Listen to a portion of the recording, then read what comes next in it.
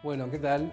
Vamos a hablar de la perspectiva. Voy a dar unos tips sencillos de perspectiva para poder aplicarlo después a los trabajos que ustedes realicen. Esto es para usar la razón, entenderlos, ver cómo funciona. Voy a usar un lápiz HB para empezar a hacer los trabajos.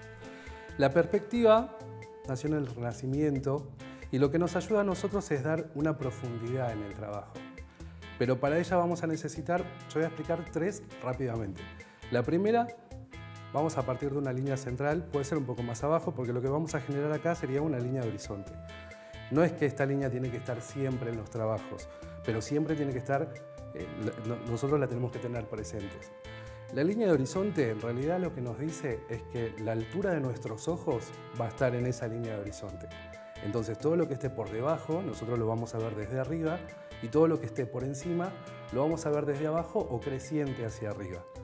Entonces, por ejemplo, si yo marco esta línea de horizonte y digo, bueno, voy a hacer un cuadrado, voy a ayudar de la regla porque un cuadrado simple. ¿Qué pasa? Yo tengo la línea de horizonte que está por encima. Determino que mi punto de fuga va a ser este que está acá. Entonces, ¿qué hace este punto de fuga? Me explica a mí hacia dónde va a fugar esta figura. Todas las líneas que no son las líneas verticales van a fugar hacia ese punto. Esto entonces me va a ayudar a mí a darle forma a un cubo, por ejemplo, ¿no?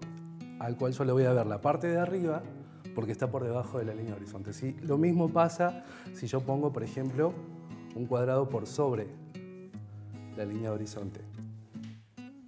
Va a pasar lo mismo, pero en vez de ver la parte de arriba del cuadrado, lo que voy a ver va a ser la parte de abajo, porque va a fugar hacia el horizonte.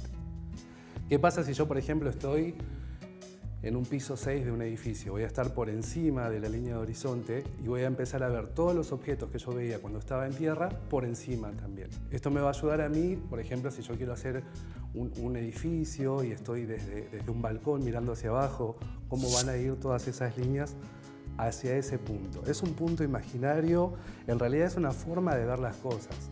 O sea que ese punto imaginario va a ir cambiando constantemente, porque lo que va a cambiar va a ser mi punto de vista. Entonces, por ejemplo, sigo fugando todas estas formas. Esto parece un dibujo técnico, pero en realidad es para entender la técnica de la perspectiva, porque yo después en esta figura, que es un cubo, puedo meter cualquier objeto y va a fugar de esa misma forma. ¿Qué pasa, por ejemplo, si yo tengo un cuadrado y en vez de ver la cara frontal, lo veo de canto, veo uno de los costados? Va a suceder lo mismo, va a fugar hacia el punto de horizonte, hacia la línea de horizonte, perdón, pero en esta oportunidad hacia dos puntos. Uno va a estar hacia la derecha y el otro va a estar hacia la izquierda, a la altura de la línea de horizonte. Entonces voy a empezar a ver dos caras de ese cubo. Hago cubo para que se entienda cómo funciona, pero pueden ser cubos, pueden ser cilindros, pueden ser triángulos, pirámides, personas, edificios, todo puede fugar. En realidad todo fuga porque todo va en relación a lo que nosotros estemos observando y desde dónde lo estemos observando. ¿Ves? Entonces así, por ejemplo, yo veo dos caras de un cuadrado y me falta ver la parte de arriba. Esta punta que está acá va a fugar igual que estas otras dos. Entonces, yo me llevo la regla, fugo esta línea. Y la otra línea va a fugar hacia el otro punto de fuga. Cuando las dos líneas se junten, eso me va a determinar a mí cuál va a ser la tapa de esta caja imaginaria, por ejemplo, ¿no? ¿Qué pasa, por ejemplo, si yo la perspectiva lo aplico a entender la luz, por ejemplo? Imagínense con este cubo que yo tengo por acá, no sé, yo tengo una luz que está por acá, por ejemplo. Va a dar de lleno a esta cara del cubo. Esta otra cara que va a estar por encima va a estar un poco más oscura. Y está tal vez un poco más claro porque está de frente, porque nosotros estamos viéndolo desde este lado, porque la luz va a pasar también por delante. Entonces la perspectiva lo que nos ayuda es a cómo voy a colocar las luces, las sombras, cómo voy a plantear una fuga.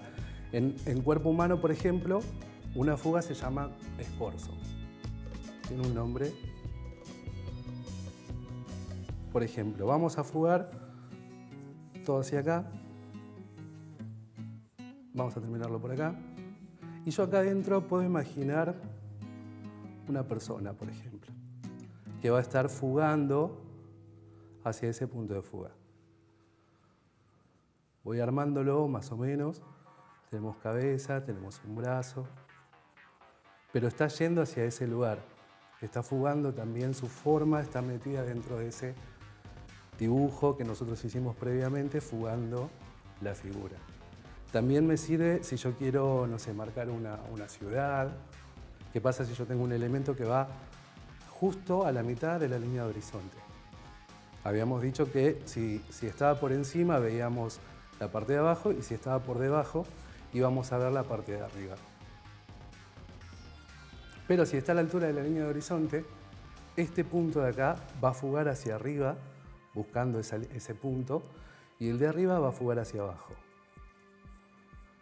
Estos son dos tipos de perspectiva, con un punto de fuga y con dos puntos de fuga.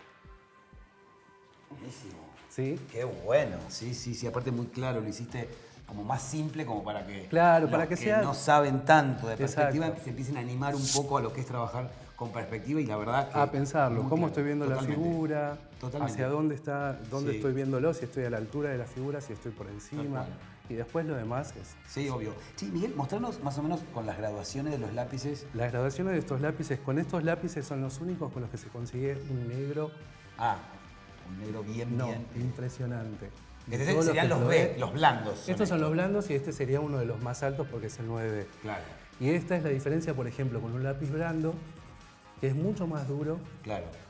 que no puedo conseguir ese negro. Porque No, totalmente. Totalmente. pero me sirve para hacer otras cosas, me sirve para hacer otras gamas de grises, para fundirlo. Exacto. Exactamente. Pero tiene una diferencia abismal y en el medio toda esta gama.